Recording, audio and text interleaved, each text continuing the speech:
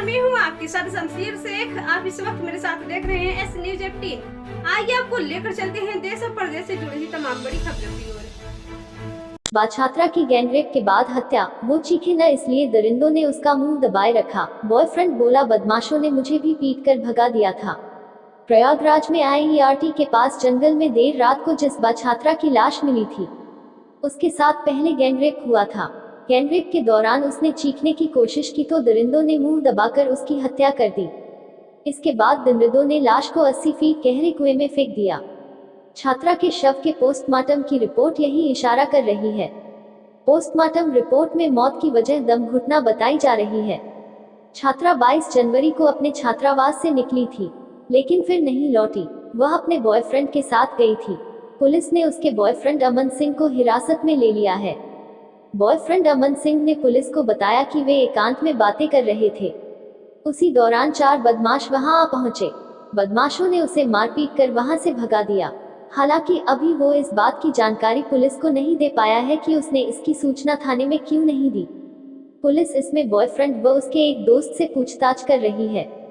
छात्रा कर्नलगंज थाना क्षेत्र के एक छात्रावास में रहकर प्रतियोगी परीक्षा की तैयारी भी कर रही थी।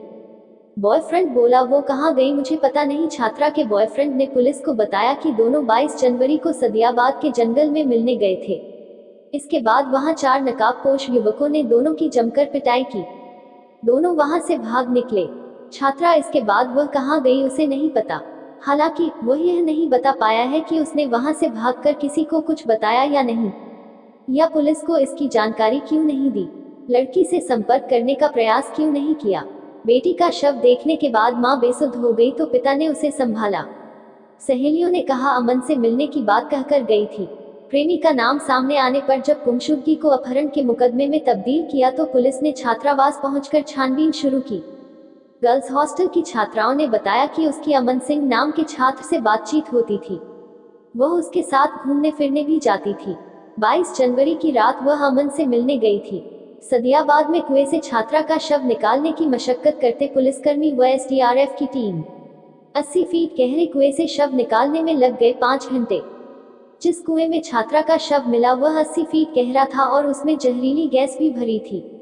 ऐसे में पुलिस जब कड़ी मशक्कत के बाद भी शव नहीं निकाल सकी तो एसडीआरएफ की टीम को बुलाना पड़ा। कड़ी मशक्कत के बाद शव को सोमवार रात करीब 10 बजे निकाला जा सका। रूम पार्टनर ने परिजनों को दी सूचना। कर्नलगंज थाने में पिता द्वारा दी गई तहरीर में कहा गया है कि उनकी बेटी एक दिन पहले से गायब है। उसका मोबाइल भी बंद है। उसकी रूम पार्टनर ने बताया कि 22 जनवरी की रात 8:30 के करीब वह दवा लेने की बात कहकर हॉस्टल से निकली थी और फिर वापस नहीं लौटी। उसका फोन भी बंद था। रूम पार्टनर ने छात्रा के घर न लौटने पर 23 जनवरी की दोपहर परिजनों को सूचना दी। दिन भर तलाश के बाद जब उसका कुछ पता नहीं चला तो पिता ने शाम को कर्नलगंज थाने में गुमशुदगी दर्ज कराई। बाद में प्रेमी अमन सिंह का किरदार सामने आने पर उसके खिलाफ अपहरण का मुकदमा दर्ज किया गया। कपड़ों और बैग के आधार पर मां बाप ने की पहचान। इसके बाद प्रेमी की निशानदेही पर पुलिस आईआरटी के पीछे सदियाबाद मोहल्ले में बबूल के पेड़ों के पीछे झाड़ियों में पहुंची।